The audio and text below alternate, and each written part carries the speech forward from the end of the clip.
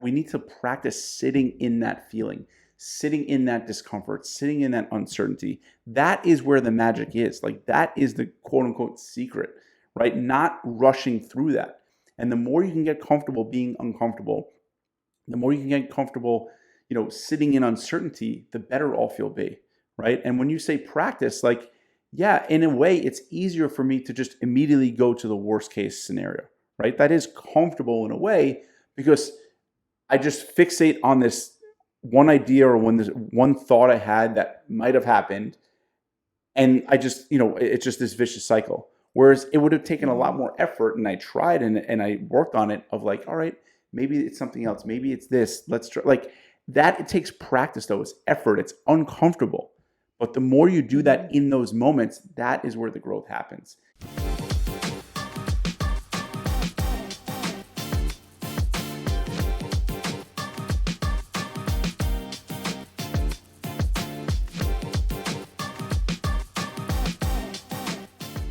Hello, Adam. It's good to see you. I missed you last week. Likewise, you gave me a heart attack. Well, it was not my intention, and I'm really sorry. And I'm sorry to all of you tuning in. We missed recording last week, which is one of my favorite moments of my week. But it was for a really good reason, right, Adam? Yes. Thankfully, all is okay. But we were supposed to record, and Haley texted me, I have a family emergency. I can't record today. And I immediately started catastrophizing and thinking about the worst case scenario. And until you texted me again, I was really, really, really worried. And it was not great. I'm sorry. It's all good. I really am. It was just, you know how it is in that moment. You're just like, I have to clear all these things off my schedule and go. But I do apologize for that. But it's giving us some good fodder here because I know, Adam, you're not the only person who struggles with catastrophic thinking, or are you? I don't know. No, come on. You're not. You're not. And I think it's a great topic to discuss today because there's a lot. I think we can just kind of clear the room, like clear the smoke, clear the air. Catastrophic thinking is heavy. Right? Like I can't imagine how you felt. And again, I apologize. I hate that you felt that way for even a couple of hours until I could tell you details. But I think a lot of people struggle with it. Totally. And our imagination, our mind will go wild. And I think we're hardwired, unfortunately, to think of the worst case scenario. It is definitely an evolutionary thing. When someone says, I have a family emergency, you're typically not thinking, it's a small little thing. You usually go to the worst possible case scenario. Yes. Yeah, definitely. And you're right. It is a hardwired thing, right? Like so much of our primal wiring just really is not upgraded to meet the speed at which we live our lives today. And like the very cush version of living we have, right? Like I was joking with you before, there's not panthers hanging out outside your cave door waiting to tackle you. But our brain's wiring is set up to catastrophize because that's how we survived long ago.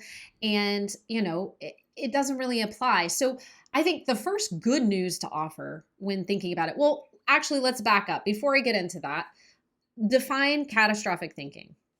To me, it's immediately thinking of the worst case scenario. Okay, give us some examples. Well, we have one pretty much, right, from last week. Someone says there's a family emergency. Immediately worst case scenario. Someone doesn't call or text you back. Immediately worst case scenario. He or she doesn't like me. He or she whatever, right? What else? You indulge unplanned and you eat more than you want to. Immediately worst case scenario. Here I go again. I'm never going to be able to change. I mean, there's endless examples where we immediately go to the worst possible thing in our minds. Right. Okay. So we've cleared that up. And I think that's important. All right. So everybody listening, I guarantee if you don't currently do it, there's probably been a point in time where you have. I know, like growing up and going through all like the developmental stages that your brain goes through, I definitely had periods where I struggled with this kind of thinking. Right. So it's normal. I would say it's, well, maybe not normal, but it's common, right? It is a distortive way of thinking, but it's very common. Again, because it's wired into us.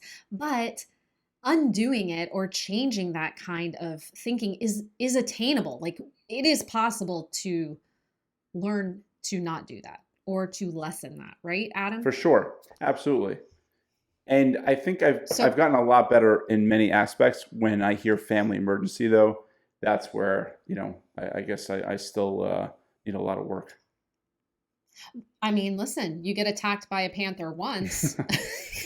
you know Seriously, right? Like, some of these things, some of these experiences are catastrophes, and they stick in our brains. And I know, the history with your dad, and certainly, other family members and different various family emergencies throughout your years.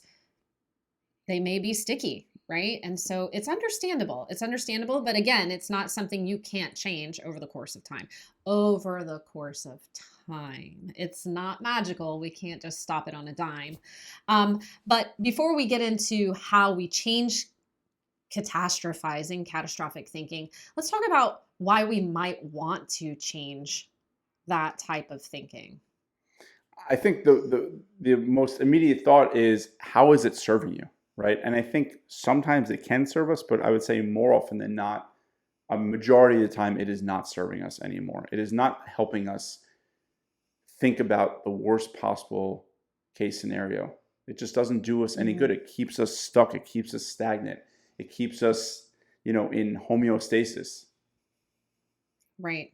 Which, again, keeps us safe to an extent, right? There's actually a lot of evidence that shows catastrophic thinking increases levels of anxiety, increases stress. So it's actually not good for your health, right? If you find yourself in a loop or a pattern of catastrophic thinking, you're increasing these emotions in your body, and it is negative for your health. So for sure, we would want to work on that. And again, we don't have panthers living outside our door, so worst case scenario thinking isn't going to serve us. And if we stay there, to your point, we'd be stuck in our house. We would never leave our house, right? And I do know there are people out there who really, really struggle with this. And I want to make it clear we are sensitive to that. But I think, again, it's very common for many of us to have these thoughts come up when things happen. I would guarantee probably one of the most common ways people catastrophize these days is when we send a text message. You gave this example, Adam. You send a text message, and maybe it's one you were nervous about sending, and you don't get a response. How many thousands of worst case scenarios come up in your mind? Totally. Right? Yep. And then how long do you chew on that? How awful are those feelings, right? Like, I would bet that's a pretty common experience. So these are good reasons we would want to work on changing this type of thinking. A, it keeps you stuck. B, it adds to stress and anxiety. And C, it can dismantle your health and eventually your life if it gets that far. So those are reasons we would want to work on changing it. So let's get to it, Adam. How do we change catastrophic thinking? So the first thing is always awareness. You want to recognize when you're doing it, right? And as soon as I got the text, and again, obviously you didn't do anything wrong. You were just trying to clear your calendar, so I wasn't waiting for you. Very much appreciated. But as soon as I started doing it, I'm like, all right, A, do I know this is true? First, I recognize it. Then I always like to go through a series of questions. And the question is this true? Do I know this is true? And in that moment, Mm. I had no idea it was true, right? Everything in my head was my imagination. So I start with that. Then I like to ask myself, do I have any evidence to support this? And in the past, when I've catastrophized, has it come true?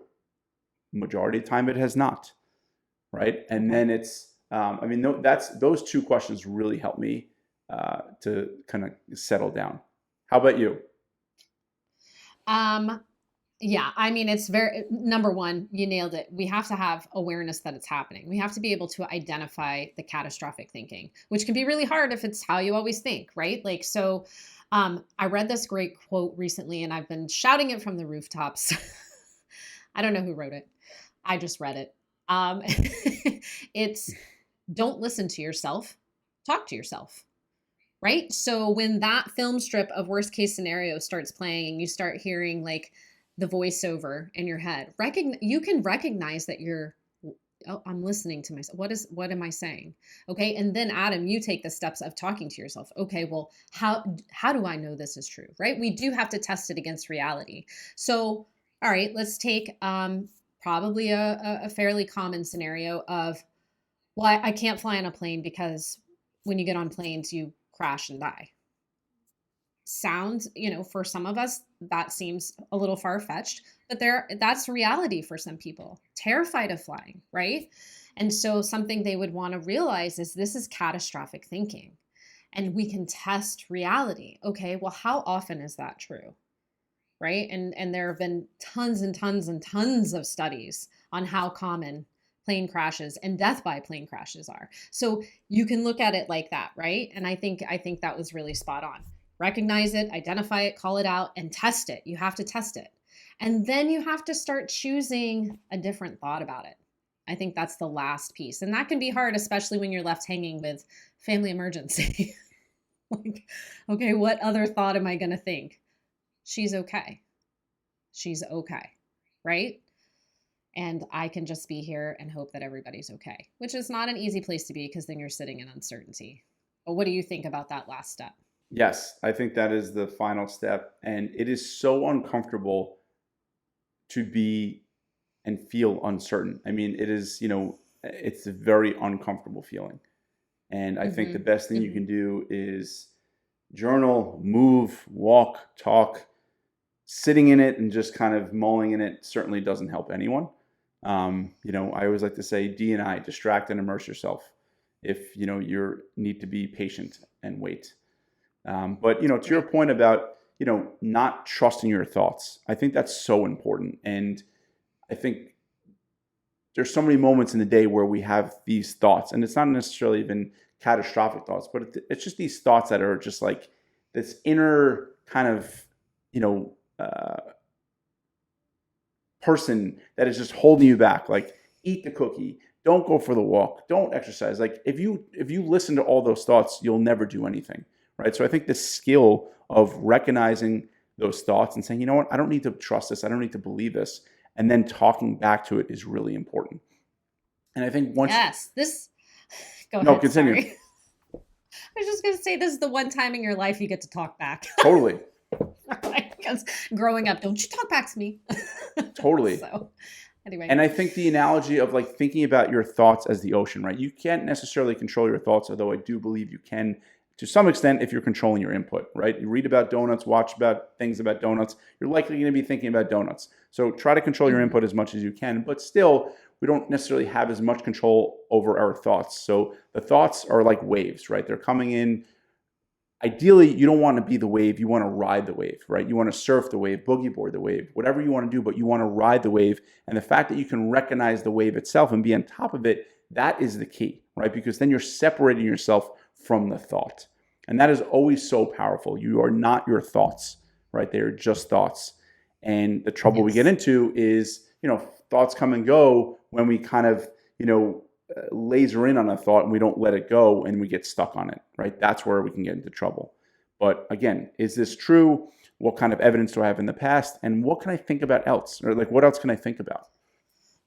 Yes. And, the brain is plastic. There's neuroplasticity. There's no reason this cannot become your way of thinking. I think that's an important point to make as well. Like, whatever we focus on grows. It's 100% true. The more you catastrophize, the more you catastrophize. Yes, The more you work on not catastrophizing, guess what? The less it's going to happen.